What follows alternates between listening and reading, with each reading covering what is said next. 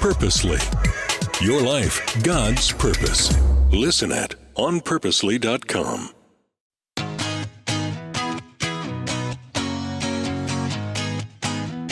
Today on the AllMomDoes podcast, we are continuing with our series on seasons, and I have a new friend I want to introduce you to. She is part of the Purposely Podcast Network, of which AllMomDoes is a part. She has a podcast called Letters from Home. Her name is Meg Glesener, and check this out. She is also a mom of 8. We are unicorns in the wild, Meg. I am so excited to get to talk to you today. Hey, thanks for having me on. I feel like I am meeting my blonde Christian sister twin. Yeah. We just celebrated our 33rd anniversary too. Our kids are 15 and a half years apart. So I just feel like the Lord has brought us together just to encourage so many mamas out there. Yeah, it's so funny. As I was looking over your website and the podcast and all the things, I went, well, this is odd. This is like I've got a Pacific Northwest avatar out there. And correct me, what is your husband's name again? Mike. My husband's name is Mike. Yeah. Yeah, my husband's name is Mike. So I don't know what's happening. This all feels very quantum, but we're just going to roll with it and see what happens. So, well, Meg, I'm so delighted to have you on today. And one of the things that we were talking about before we got on Mike for the interview is the fact that, being a mom, regardless of how many kids you have, there are things that are just universal to the experience, like lack of sleep and lack of personal space and lack of going to the bathroom by yourself and never knowing where the scissors are, things like that. But there is also this unique perspective that you and I get to have that sometimes moms who have larger distances between the ages of their kids get to have.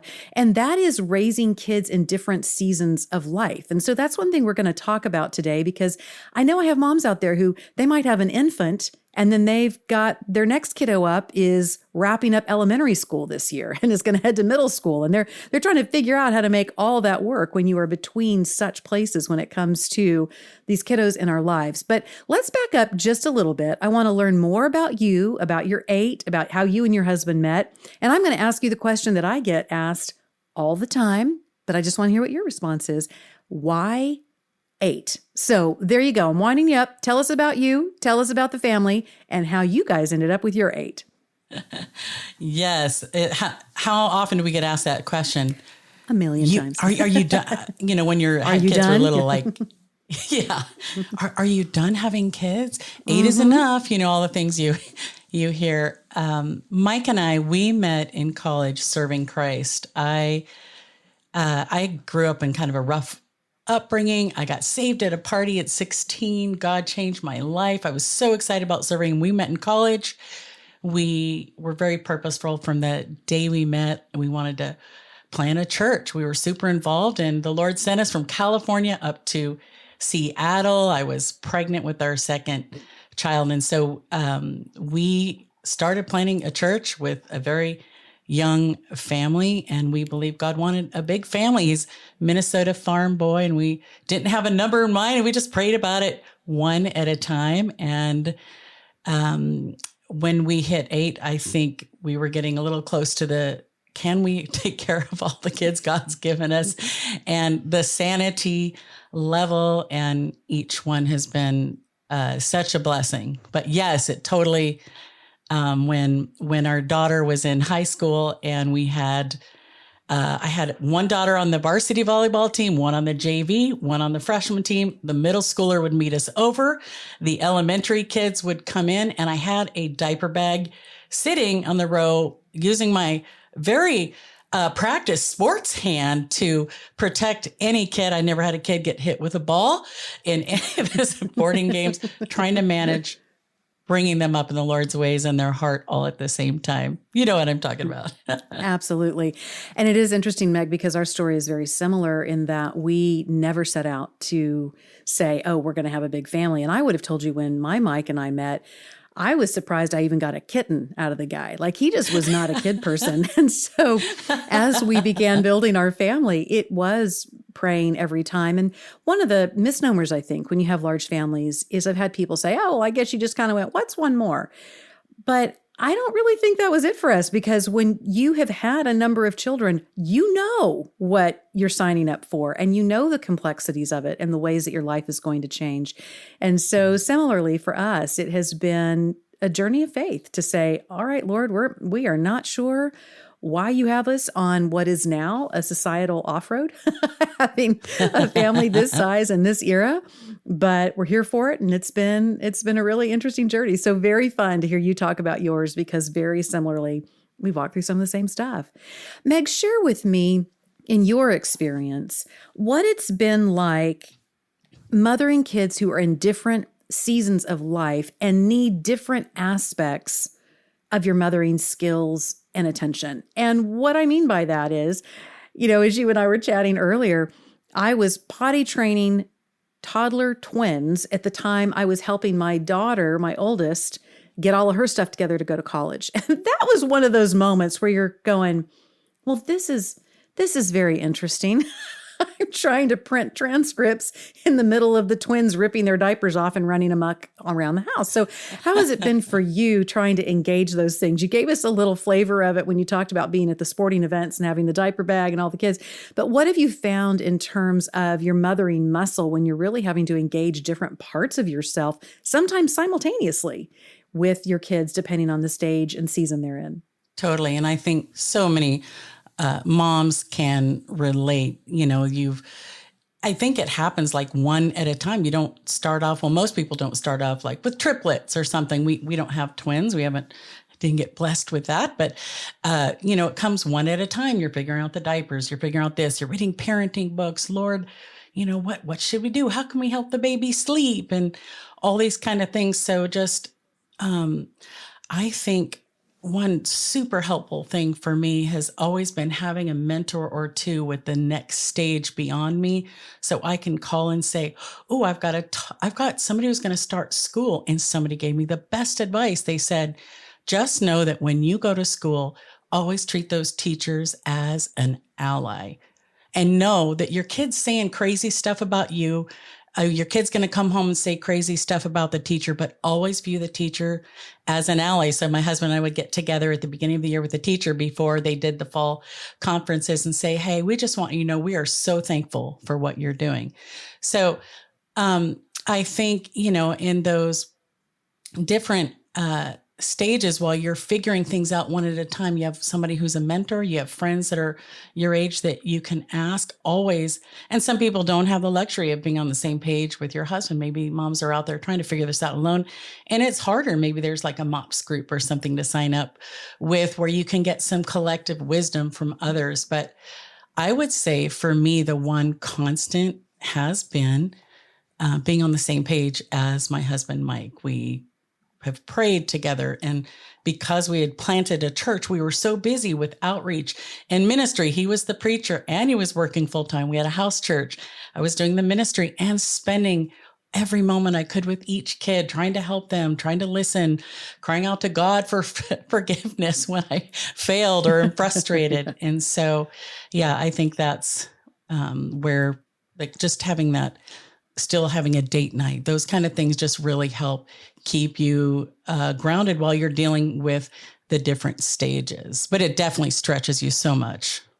Right. I love that advice, to have a mentor or two who is just ahead of you, because here's what I think is kind of ironic when you have, even if you don't have a larger family, but when you have a larger family, people look at you as the mothering expert. But here's the reality. Yes, you may really have had some opportunity to take far more laps around the mothering journey when it comes to toddlers. But when your first one and then your first and second one are entering high school, you haven't done that before. You may have a whole bunch of kids, right? But you have not mothered somebody who's in the high school stages. And so there would be times that I would find people that I would consider peers coming to me saying, "Well, you've got a bunch of kids and our oldest children are both the same age. What are you doing about da-da-da-da-da?" And I would go, "I don't know. This is my first time here too with a child this age." So I thought that was a really interesting part of having the bigger family experience, was there are still plenty of firsts, even when you've got a whole passel of kids. Do you find that to be true for you? Totally. And I think even about 7 years ago, I was in a Bible study at church, and our oldest were in college and just starting to figure things out. And I talked to this mom who was 60. She's like, oh, my son, he's just tired all the time. And I just thought, you know what? We are never going to stop being mothers and caring about our children in all the different stages. We're never going to stop. So yes, it's so important to find people to share that with. That has been for me one of the great things. Like right now, we just last summer, a couple weeks ago, I'm 55. We just went to Eastern Canada, meeting from like 6 or 7 different places. We were able to get our 8 kids together for the first time in 8 years. And if you can imagine us I'm like, let's just spend 15 minutes getting photos, and then we just want to enjoy the time together. Nobody had done their hair or makeup. I'm watching my daughter try and comb. The one little daughter, my granddaughter, Shyla, was just like, hadn't combed her hair. And so she was helping her. And it just brought so many flashbacks of when I had 3 little girls and I'm trying to comb their hair, and they're like, ouch, ouch. And so, yeah, there's so many things happening at once, and God's so good. And it's such a different place now that they're all adult children, right? I don't know about you, but for me, I think my greatest role right now, and it's something we try and do when our kids are little too, right? I know you have your book on listening to children and their personalities and focusing on that. I'm sure you were way better at that than I was. I'm learning that more now, I think, as our kids are adults. So anyone out there with littles are thinking, I've ruined my teen, I've ruined my middle school. You haven't. You know, as long as they're alive, there's relationship, God is working. We are learning, but I am learning about our adult children now as I look at them and see them be parents. I'm learning so much, and our relationship is deepening and taking on an even more special level. We're entering that season ourselves, and it really is fascinating to add these in-law kids. 3 of my children are now married, and they got married because, they love me so much, all within 15 months of each other. And one of them right at the start of the pandemic, 2 of them in the thick of the pandemic, because that's what you want to do to your mom, right? Just wedding after wedding after wedding. And let's throw in some factors like a pandemic just to make it fun.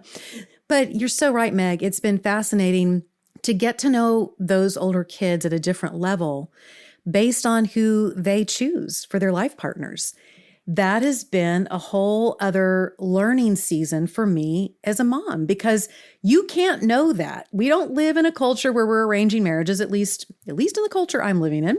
And so you have this opportunity to take a front row seat when you see who your child becomes romantically interested in, to learn something about them you didn't know before. We've seen the same thing in the careers that several of our kids have chosen. Some of them have gone a direction that I would have told you, oh yeah, I saw that when they were little. I'm not surprised at all. That's what they're doing. And others have chosen something that, as their mom, I would have thought, really? If somebody had told me, oh, you're going to pick the best vocation for your kid to go in based on how you know them and their personality, and it's not what I would have chosen, and I see them flourishing and doing very well in their chosen work. These are areas that we just can't know until our kids get to a certain level of adulthood. And I see moms make the mistake of trying to have a heavy level of influence when it comes to romantic and vocational decisions. Not to say that mom shouldn't have a voice, but it's just a part of your kid you can't know until you're there. So that leads me to asking you this. You and I have been engaged in mothering seasons in terms of having kids in the house that are probably about double again as long as most women. Mike and I laugh sometimes. Our oldest 2, the ages they are now, we're like, do you realize that we would have been like out and on our own for the last decade if we hadn't had more kids? And we love our kids. That's not to say. It's just funny because you realize, wow, we would have had 10 years with kids already launched by this point in our lives. I say that to say, when you have practiced the level of the hands-on in the house mothering, as long as you and I have, sort of not unlearning, what would the right phrase be, Meg? Having to come to the place of going, oh, that level of muscle memory, I can start releasing a little bit. And I also need to learn how to let go of being used to having people in the house all the time, it's like we've put off the empty nest syndrome and we've just built more muscle. And so that process is very interesting. So how has that been for you as you're entering this season where just about everybody's launched? I mean, we still have 4 who are in the house. Probably we'll have 1 launch off in the next couple months, but we've still got 3 in the house, even with him launching off doing his thing. So how has that been for you as you've tried to work through that?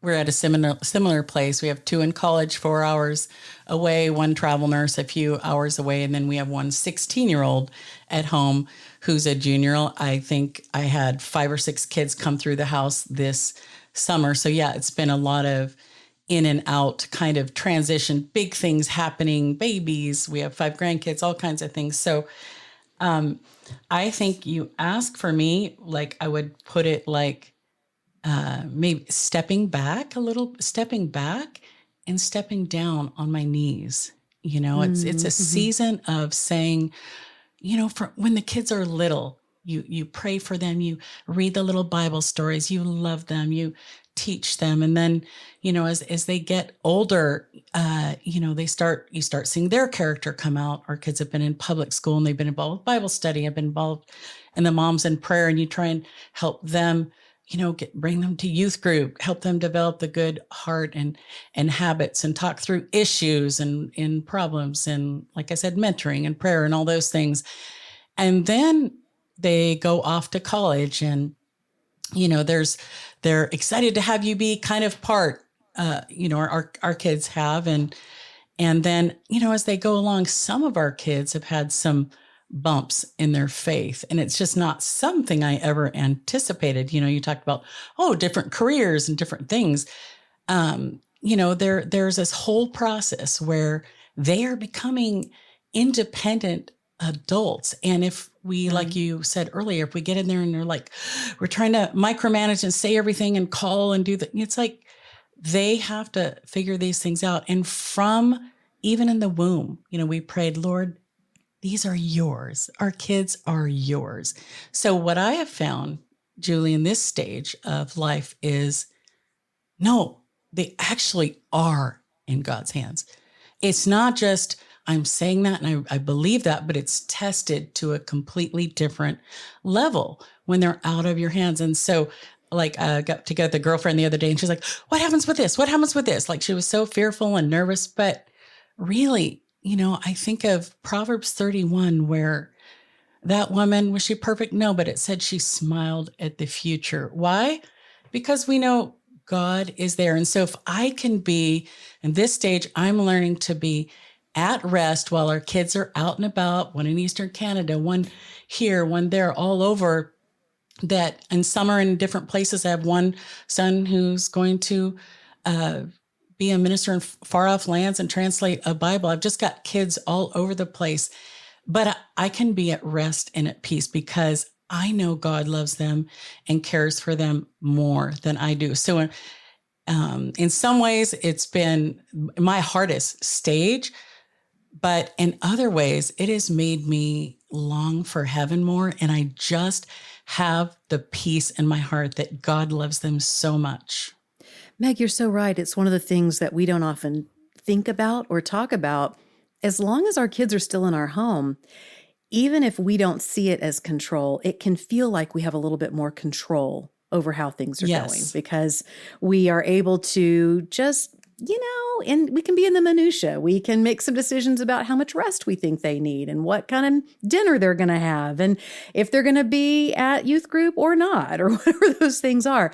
And so that profound sense of, wow, I'm really not in control when they launch, even though you and I both know we've never really been in control. Right. But some of those structures, some of those buttresses that have made us feel like we've had some control in a very uncertain world, those are gone when they launch. So you're so right. It is a very different season when kids start to launch, and you have to grapple with that in a fresh way. You have to really dig down and go, man, these are God's kids at the end of the day. And you know, I have done what I can do, and I'm hopeful that they will still want me to consult with on occasion. Right. But now they get to make these choices. And we're going to tackle, I have an upcoming series that's going to be on building our faith. And part of that we're going to tackle is what happens when you have kids who are not walking out their faith the way that you had hoped. And we're going to get into some of that in the next season. I wanted to ask you about within marriage. I think a lot of times our marriages and our parenting get all entwined. And this can happen with one kid. It can happen with 4. It can happen in situations like ours with a number of children where the parenting becomes the primary point of marital contact. How have you and your Mike navigated that? Because it really can get complicated. It can get kind of confusing as to how all that's supposed to work.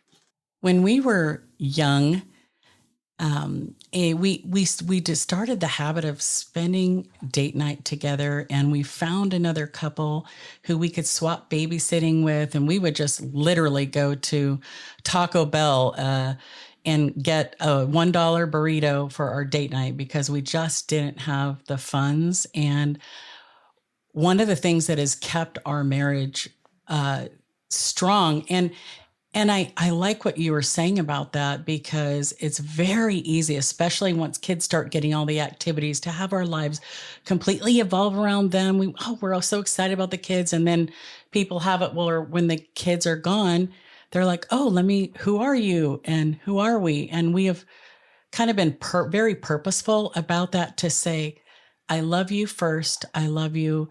You're before the kids, and to keep date nights and keep our hearts fresh as much as we can. We've never had, like, with 8 kids, who are you gonna go away and take a vacation? No, there's none of that. I never had a mom come spend a week and watch the kids for me. So all you moms out there who are just doing it, good for you. It's such a hard job, especially after the pandemic that changed so many things for all of us and put us in all kinds of seasons and stages that we weren't expecting. Right. But Mike and I still have that. And you know what? The kids love that. Even last night, our 26-year-old was out there, and he came out, and he's visiting, and he said, oh, you and Dad are out here? Yeah, we come out here and hang out on the deck a few times a week. And he's like, oh, I love that. And our kids know that. And I think that's part of the stability that we have in this stage. I think one of the most important things with kids going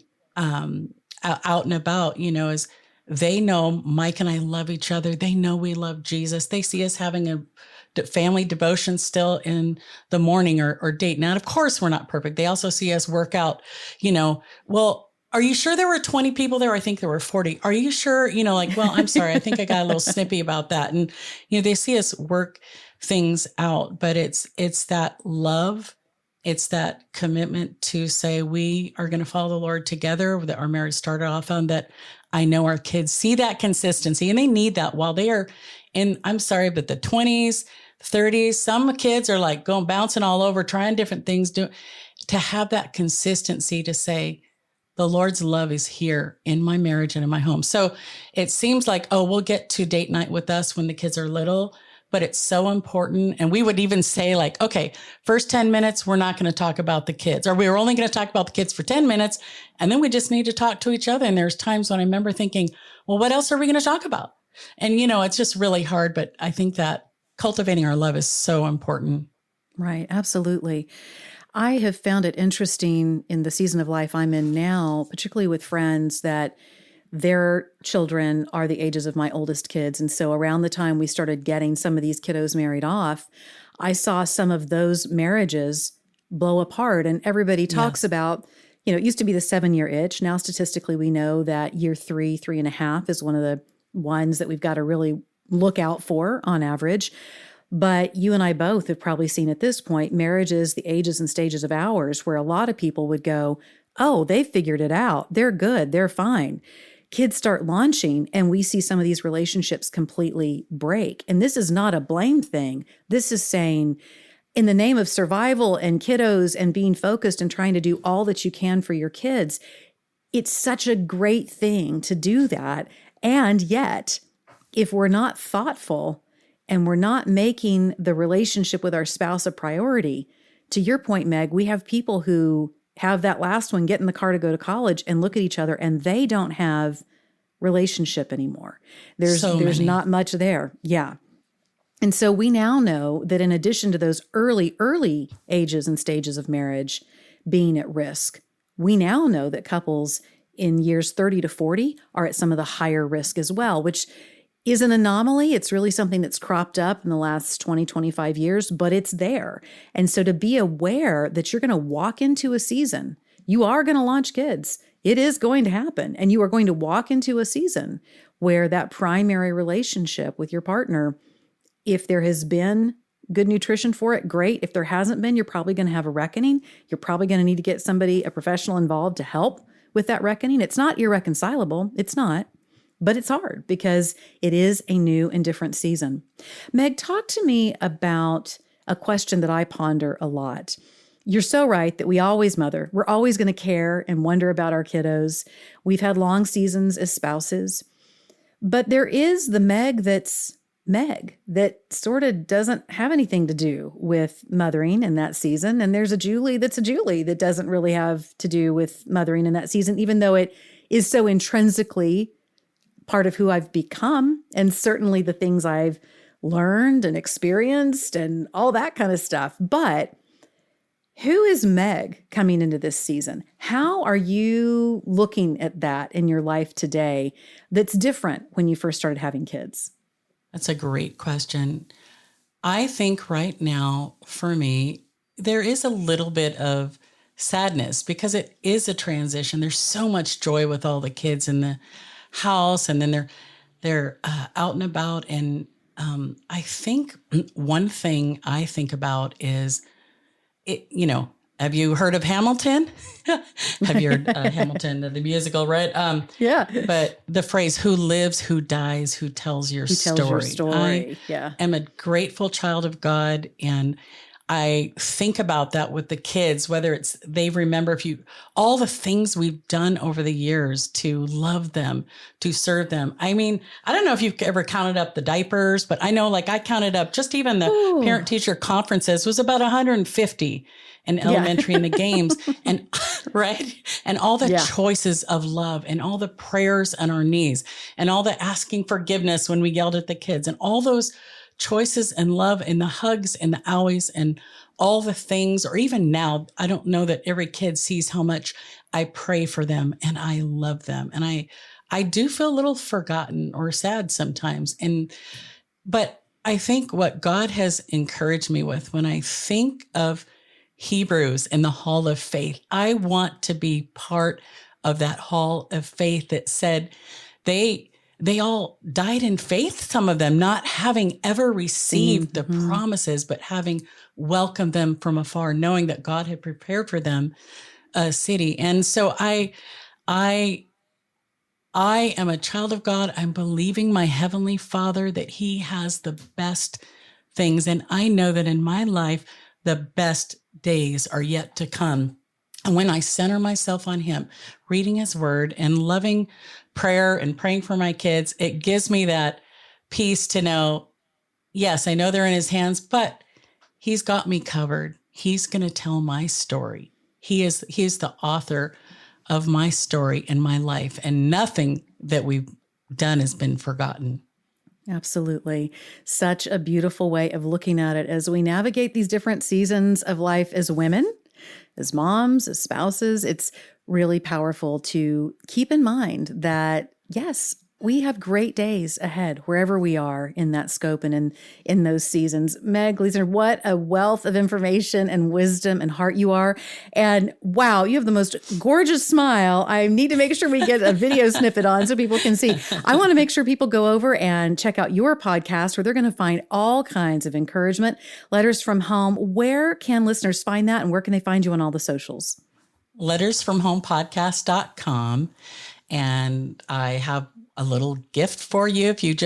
One way to make it easy is if you go into the Apple App Store or the Google Play, just type in Letters from Home Podcast, and I have an app. And if you click on it, it'll download it right to your right on your phone. And then I share everyday extraordinary testimonies and faith stories, and encouragement is just kind of a tap away. It's a little rainbow on the app. So love that. Love that. Well, Meg, thanks so much. I'm so glad that we got to connect. This new bestie of mine, also a mom of 8, also in a similar season of life. I so appreciate you taking the time. And I am here just cheering you on in this newest season of your life as podcaster, grandma, and you got your kids launched, girl. You're my hero. So thanks so much for being with me. Thank you, Julie.